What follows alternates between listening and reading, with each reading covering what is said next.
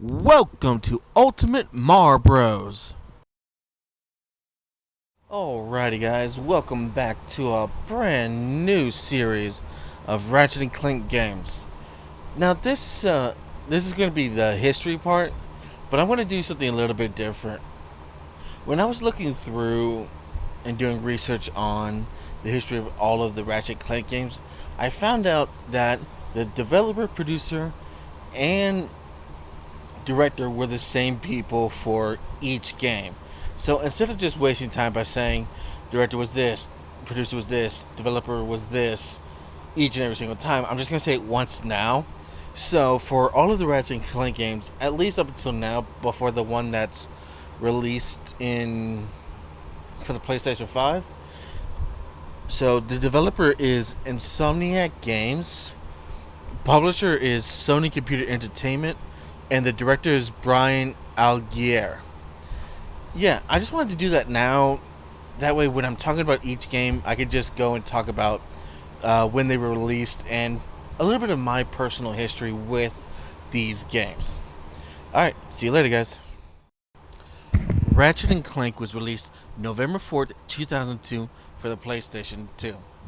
At the time, I was about 12 years old, maybe 13. And I originally wasn't the one who owned it. A friend of mine who lived in the apartment complex I did owned it, invited me over to play it. And when I first saw Ratchet and Clank for the very first time, I thought it looked amazing. I loved the characters, Ratchet and Clank, and I loved all of the side characters. The controls are very solid, and the story is really good. And the dynamic between Ratchet and Clank, how their relationship goes through ups and downs throughout the game. And you can tell that they're genuinely building a bond and a relationship amongst one another. And you could tell that without one or the other, that they are heroes when they're together. When they're separated, they're just two guys.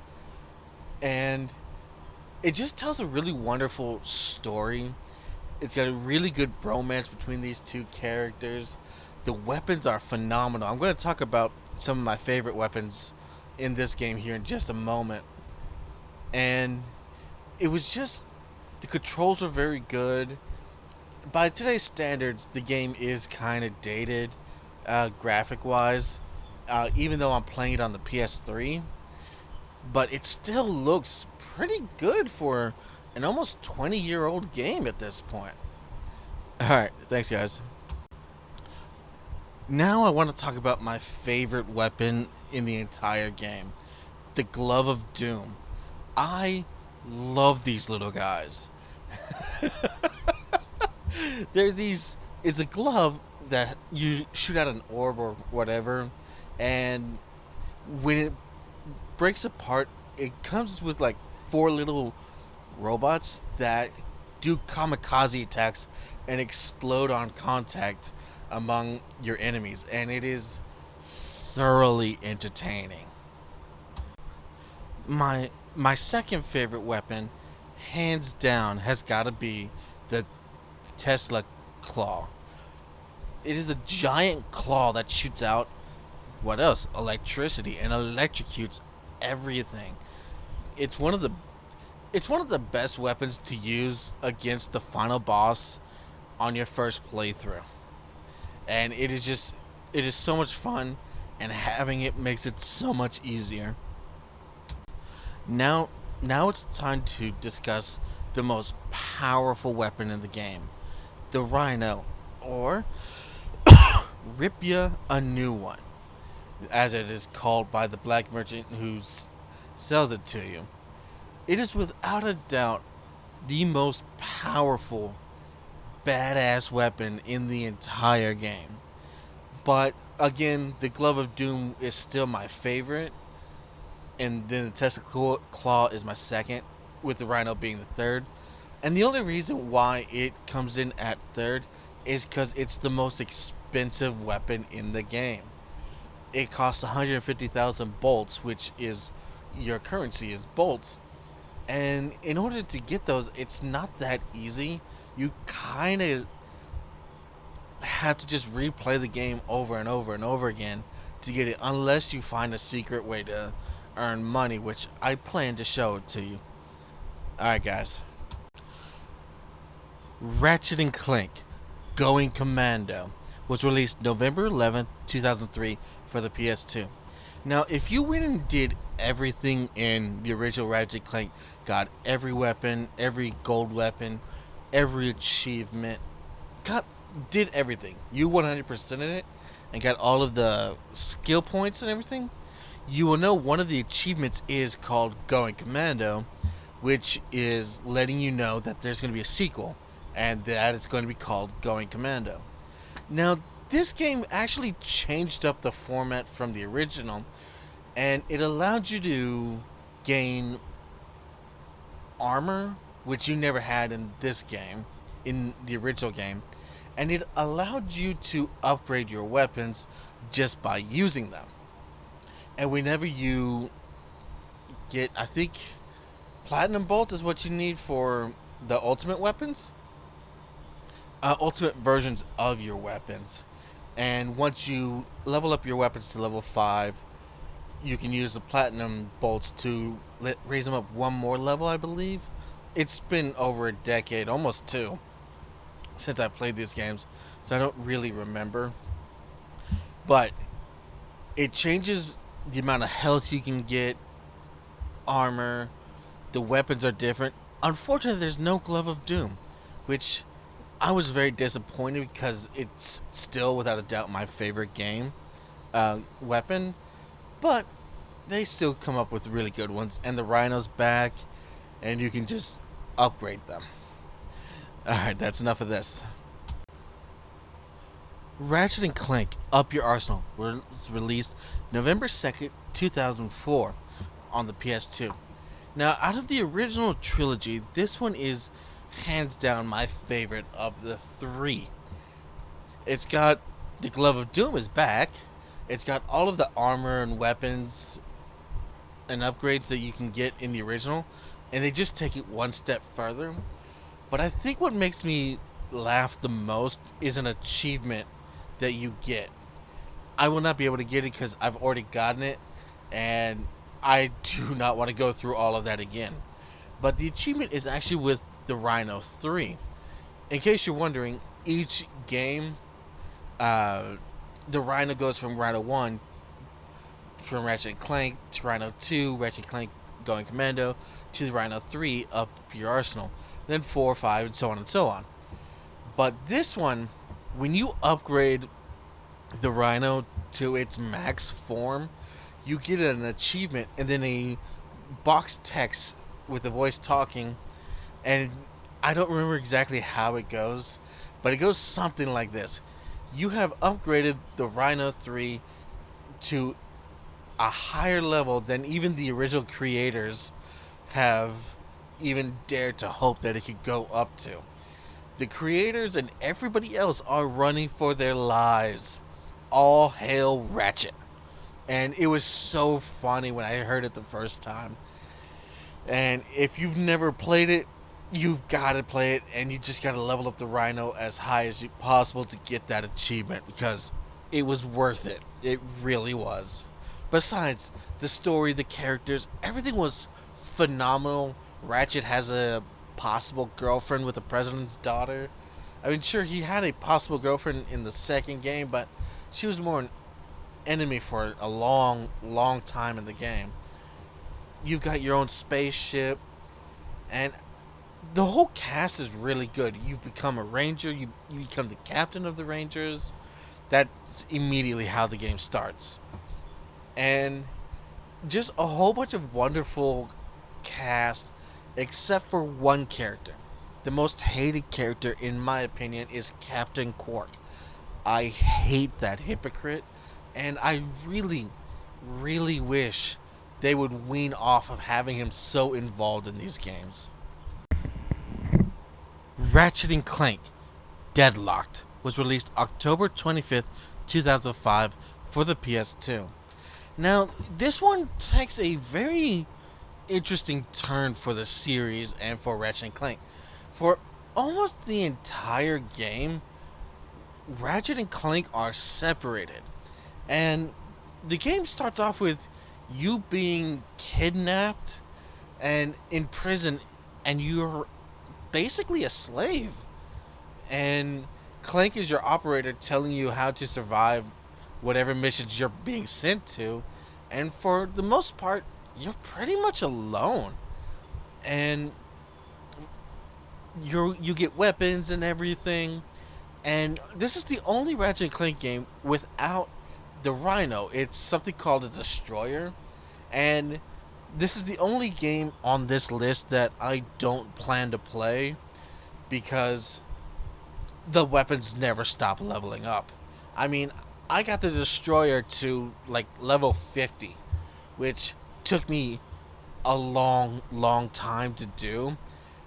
It was awesome, don't get me wrong, but holy crap, guys, that was insane. And because they didn't put this on my reimagined trilogy, because I'm playing it on the PS3 and I can't find my PS2 copy. But I had a lot of problems. I mean, the game was fine, but it's not one I would want to revisit, especially upgrading those weapons. Just so you know, the Destroyer, you fire it off, and it's like meteors are falling from the sky. I'm like, Sephiroth wishes he could have pulled something like that off. Ratchet and Clank Future Tools of Destruction was released October 23rd, 2007 for the PS3. Now, at the time when this came out, I was 17, I was a junior in high school. I didn't get to play this till like 2010, sometime when I was in college. But when I first played it, the game graphic-wise had changed from its kind of blocky PS2 era to a more streamlined cat-like character for Ratchet, and it just became more graphically beautiful. I mean, I guess that comes with time, but the controls were fantastic. The characters were great. The designs were great. The weapons were by far the best part of any Ratchet Clank game. Uh, Glove of Doom, Rhino, upgrading your weapons. It is so much fun, and the weapons are without a doubt the biggest draw after Ratchet and Clank themselves, and then the story is the third biggest draw, in my opinion. But it was just fantastically done, and I really enjoyed it. Now, the little guy you see on the screen, I want to make a special mention about him because his name is Mr. Zircon, and he is without a doubt the best weapon in Ratchet Clank Future Tools of Destruction, and from then on. This is its first appearance in the Ratchet Clank games, and it is hands down the funniest weapon in the game. The Sheepinator, the Chickenator, all of those weapons, Mr. Zircon just outlast them, and it's so funny. He is a taunting bastard who never stops taunting your enemies, and it is glorious.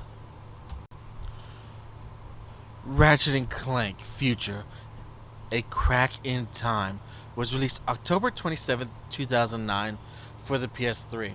Now, like with the last game, I didn't get to play this till like another year later, I believe, and it really does a good tone shift in the game, and it comes out with a very personal, deep, and moving character arc for both Ratchet and Clank.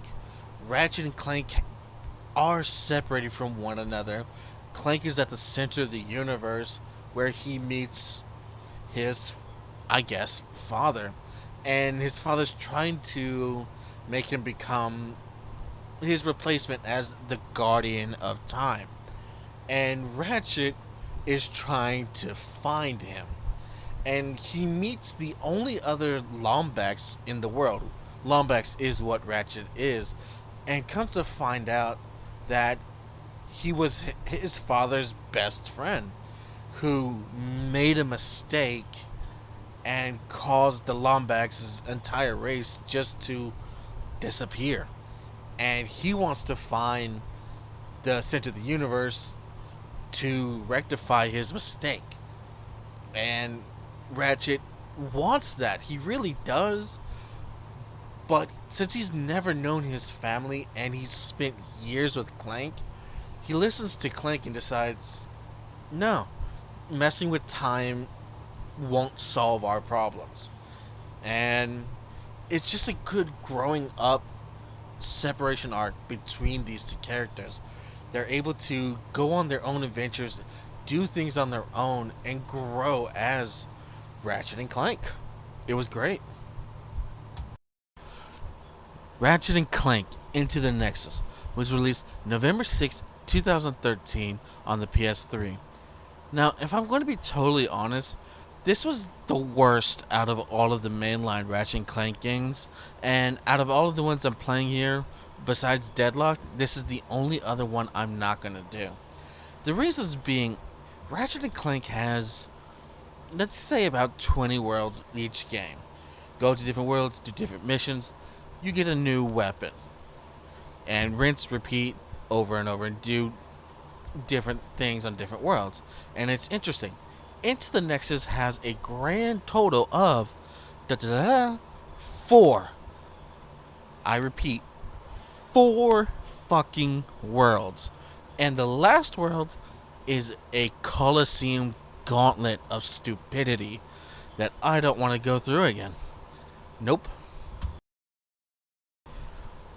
Ratchet and Clank Reimagining was released April 12th, 2016 for the PS4.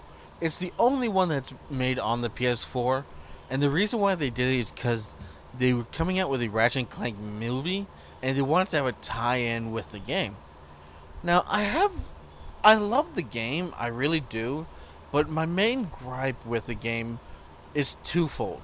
One, if you watch the original Ratchet and Clank, Ratchet, I would say, feels like 22, 24 years old. He feels like he's a grown-ass man. In the reimagining, it makes him seem like a rambunctious 16-year-old kid. And I hated how they changed his design. No, I love the design, his character. And the other problem that I have is the main problem for me is that the entire game is narrated by fucking Captain Quark. I hate Captain Quark, and to have to hear him talking over my gameplay throughout the entire game pisses me off to no end, because it is narrated, the game is told through Captain Quark's version of events, which is all bullshit. He's just trying to make himself seem better. And it was just irritating to have to listen to him. I played most of the game on mute just so I could ignore his dumb ass, because I really don't like him. But the game is solid. If you can just cut out Quark, the game would be even better, in my opinion. But yeah, that's all for history, guys.